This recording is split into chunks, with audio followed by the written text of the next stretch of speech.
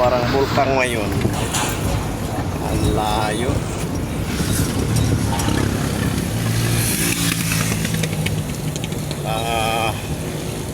Yung dump truck ko, daan lang kay sobrang pansong.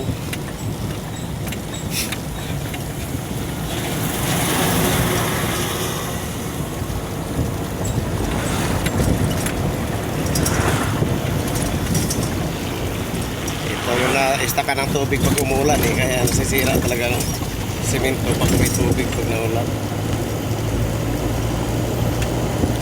Yung kulong ko sa loob?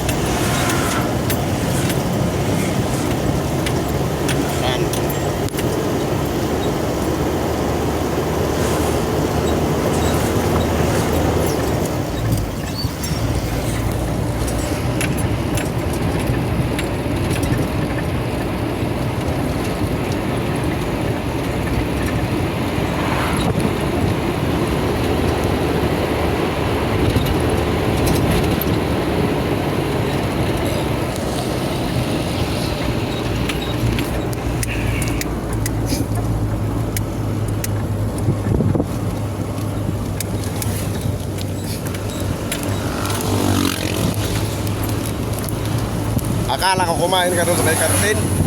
Ha? Akala ko kumain ka. Kumain talaga. Doon sa kantin? Oo. Yung pagsiyo ng ulam.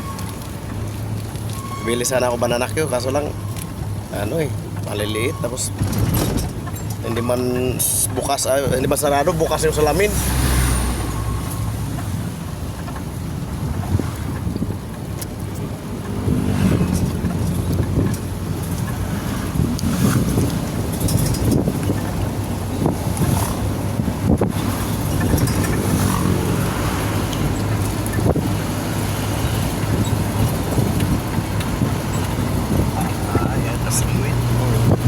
Sigurado yan, may ano, hindi, bangka yung tinatayuan nila eh. Ayun, yung metro no?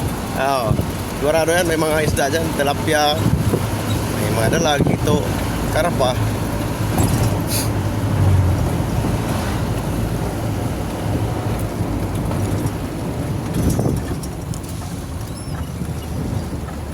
Ganda ng pagkatabas ng lupa oh. Bundok, hinati sa gitna para lagyan ng kalsada. Ano kaya gagawin dito? Tatabasan pa nila, lakihan.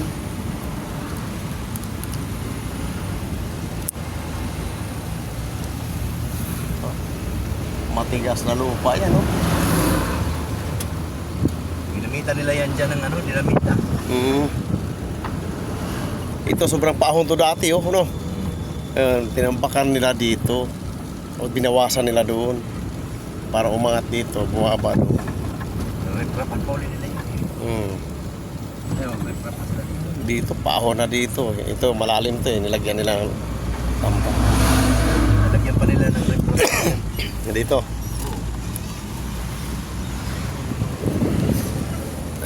Gapang yung masakyan, oh. Diyan, sobrang ahon to dati. Kasi dito malalim, yan nilagyan na niya lupa. Ito. Tapos yun sa taas. Tinapyasan naman nila yun sa taas.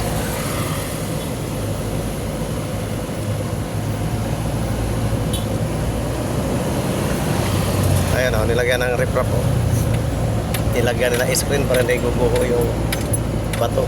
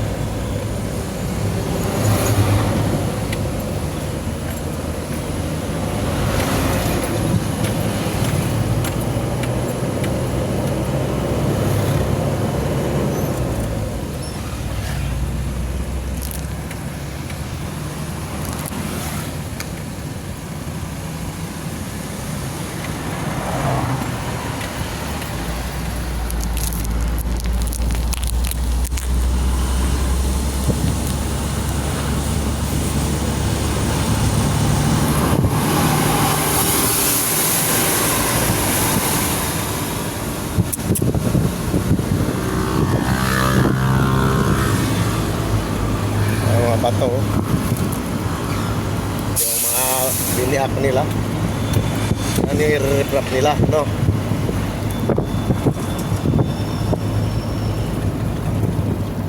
Yan, dito. Huwag daw tayong kumaliwa dito. Dito tayo kanan.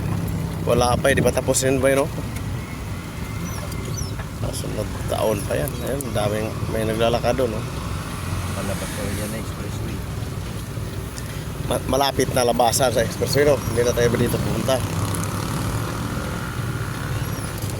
Ito yung bypass road sinabi niya. Yan yung bypass road. Yung kanina tinanong ko kung wala bang truck ban. Ito yung tinanong natin. Ito.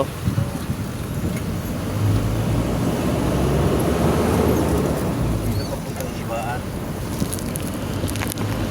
Ayun, sabi niya, basta pagdat punta doon ng paibaan kayo. Huwag kayong kumaliwa. Paibaan daw tayo.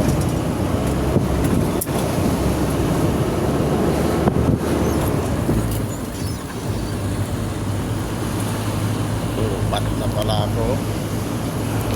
Hindi ko ito na-charge kanina pala. Katulog lang ako kanina agad. Di na ako nakapag-charge.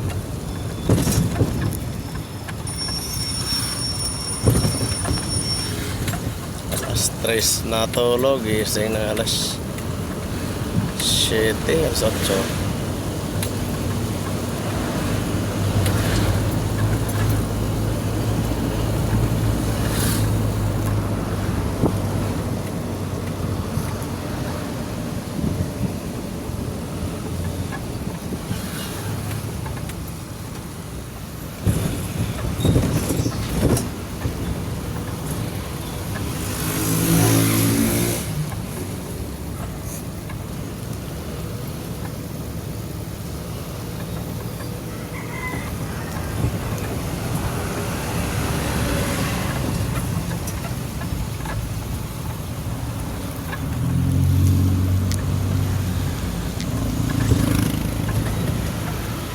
Sa atin na lang yung GPC. Oo. Sa atin yung GPC. Dito na ikarga sa kao natin, sa kao na. Dumatay ngayon na siguro yung hinintay yung isa. Sabi na may isa pa daw silang hinintay para may isa pa.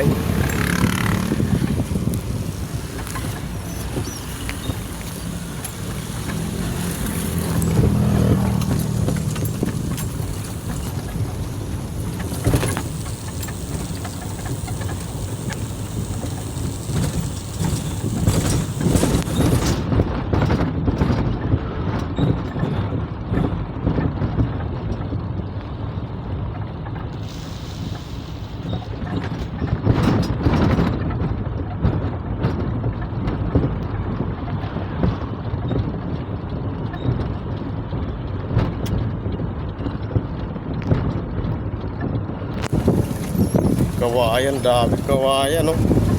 Sa atin na lang yung ano. Yung Bambi.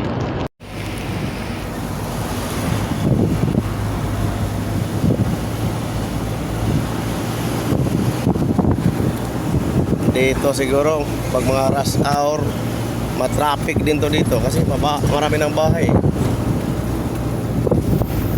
Dito ang daanan palabas ng expressway.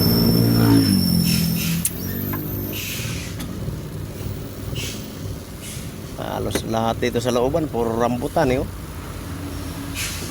Kaya pagka ting bunga, ang daming rambutan dito sa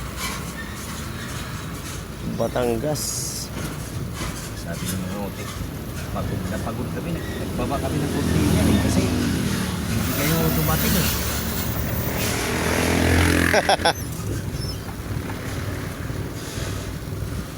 Pagod na pagod na sila eh.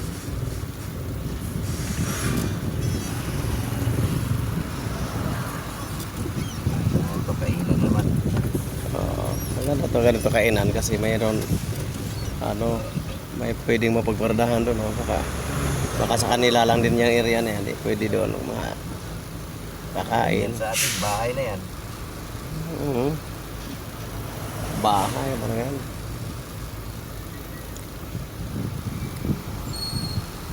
bahay na walang tao. Tatlo, palapag, apat. Rice mill. Barangay. Ano yan? Palindan. Palindan. Batangas. Palindan, Ibaan.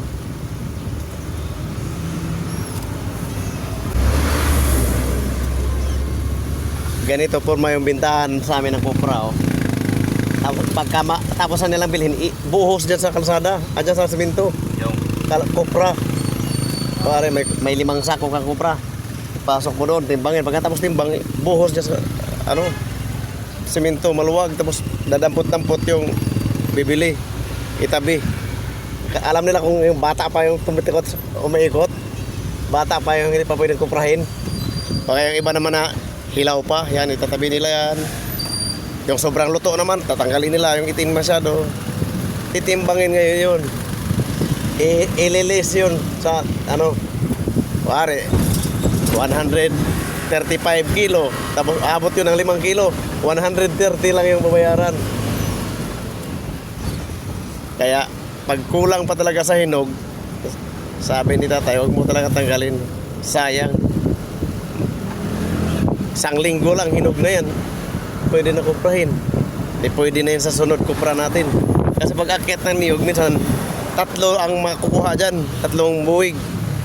yung kinukuha lang, yung ugat at yung sumunod. Kaya sabi ni tatay, 2 lang. Yung itim na at saka yung isa na parang bulik ng kulay. Kasi pag sinahid mo lahat, matagal ka magkakupra. Pag dalawa lang, 2 lang. isang buwan lang, meron na naman ulit. Ayun ang lagi sabi ni tatay sa akin, 2 lang. Yung iba nga, 4 eh. Diba? 4. Pagbiak. Hindi pa itim yung yung bao. Puti pa. Ang itim yung pinakapuwit pa lang. Magagalit yun si tatay pag ganyan. Pag biniak ganun. Malukot lang yun eh. Kala mo yung balat ng inahin ng baboy pag kinatay. Pag niloto mo yun, matanggal yung laman, lulukot yung balat.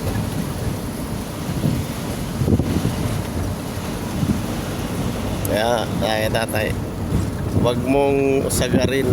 Isa lang, 2. Pero pag 2 na yung itim, yan 3. Kasi minsan pag matagal ang kupra, 2 na yung itim sa taas eh.